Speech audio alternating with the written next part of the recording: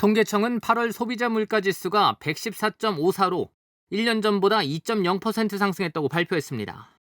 지난 2021년 3월 1.9%를 기록한 뒤 3년 5개월 만에 가장 낮은 수준입니다. 품목별로 보면 공업제품 물가가 1.4% 상승하며 전체 물가를 0.47%포인트 끌어올렸습니다. 석유류 물가는 0.1% 상승하면서 전달 8.4%보다 상승폭이 크게 줄었습니다.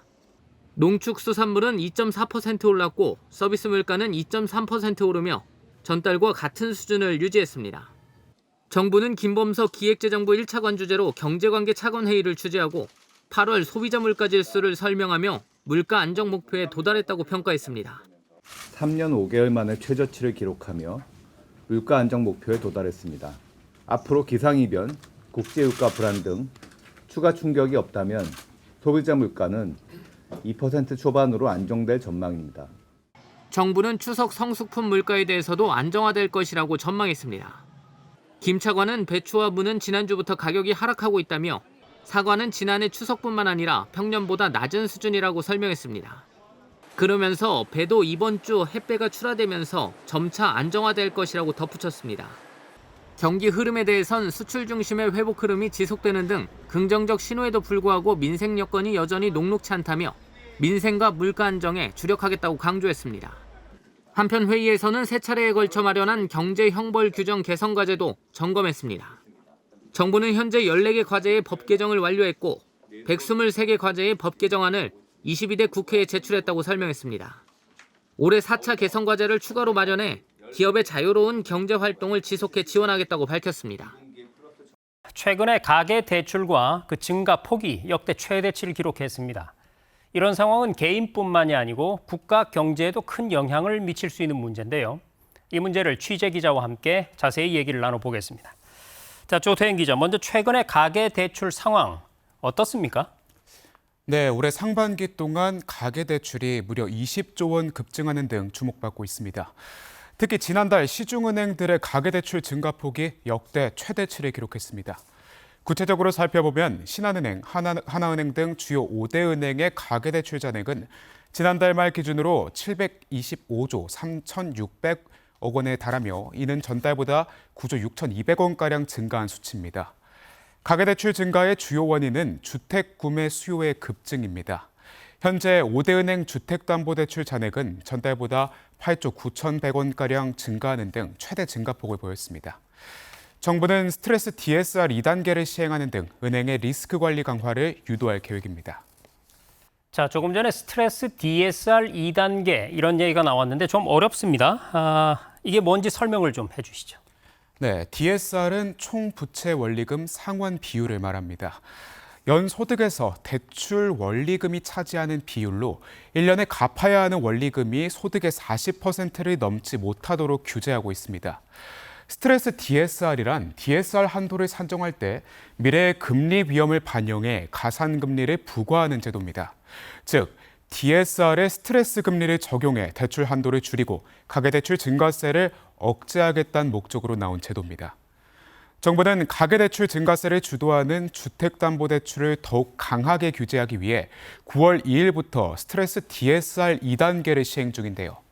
8월까지는 전국 0.3에서 0.4%포인트가 적용됐지만 이번 달부터는 수도권 1.2%포인트, 비수도권 0.75%포인트로 상향됐습니다. 한편 시중은행들의 대출 문턱도 높아졌습니다. 주택대출 만기를 30년으로 일괄 축소하고 투기성 자금으로 활용될 수 있는 조건부 전세자금 대출도 중단하는 등 조치가 잇따랐습니다. 자, 조 기자, 이 스트레스 금리 적용 외에 정부가 내놓은 대책들 또 어떤 게 있을까요? 네, 정부는 먼저 주택 공급을 확대해서 집값을 안정화시키고 이 과열된 부동산 시장을 진정시키겠다고 밝혔습니다. 우선 집값 상승이 수도권 지역의 주택 공급 부족 우려로 시작된 것이라는 판단에 2028년까지 총 47만 7천 가구를 신규 공급할 예정입니다. 이미 조성 중인 3기 신도시는 이달 중 공공분양을 시행하는데요. 서울 수도권 우수입지의 4,000호를 우선 공급한다는 계획입니다. 구체적으로 살펴보면 3기 신도시 최초로 인천 계양지구와 서울 동작구 수방사 부지에서 공공분양을 시행합니다. 이와 함께 서울 남현 공공주택지구 지구지정, 신길 15구역 도심 공공주택 복합지구 지구지정으로 서울 내 공공주택 공급을 추진할 예정입니다. 추가로 오는 11월에는 서울과 수도권의 그린벨트 해제 지역을 발표하고 신규 택지 후보지를 발표할 전망입니다. 24조 원 규모의 체코 원전 건설 사업의 우선 협상 대상자 지위를 확보한 팀코리아. 내년 3월 최종 계약만을 남겨두고 있습니다. 최종 계약에 앞서 페트르 피알라 체코 총리의 특사가 우리나라를 찾았습니다. 체코 특사는 이번 방한 기간 원전 건설 사업에 대한 구체적인 협의를 하고 윤석열 대통령도 접견할 예정입니다. 이번 달로 예정된 윤 대통령의 체코 방문 일정도 조율할 것으로 예상됩니다. 제가 곧 체코를 방문해서 최종 계약까지 성공적으로 마무리될 수 있도록 직접 챙길 계획입니다. 원전 협력뿐만 아니라 포괄적인 산업 협력도 논의할 것으로 예상됩니다.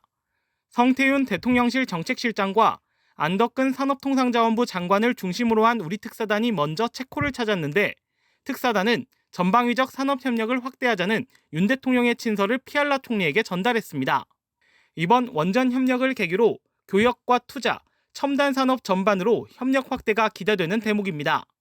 아울러 미국 원전 기업인 웨스팅하우스가 한국 수력 원자력의 원천 기술을 침해했다고 문제를 제기한 만큼 이에 대한 논의도 있을 것으로 전망됩니다. 엄숙한 국무회의장에 알록달록한 선물 세트가 깜짝 등장했습니다. 농림축산식품부와 해양수산부가 준비한 추석 민생 선물 세트와 농수산물 가공식품입니다. 기본 1시간은 줄 서야 구매할 수 있다는 런던 베이글의 단팥 쌀 베이글, 품절 대란을 가져온 익산농협의 생크림 찹쌀떡 등이 꾸러미에 담겼습니다. 모두 우리 농어업인이 땀 흘려 생산한 농수산물로 만든 식품입니다. 추석 민생 선물 세트는 쌀, 한우, 조기, 전복 등 다양한 세트로 구성됐습니다. 농식품은 최대 30%, 수산식품은 최대 50%까지 할인 지원합니다. 민생 선물 세트는 전국 하나로 수협마트, 농수협몰 등을 통해 만나볼 수 있습니다.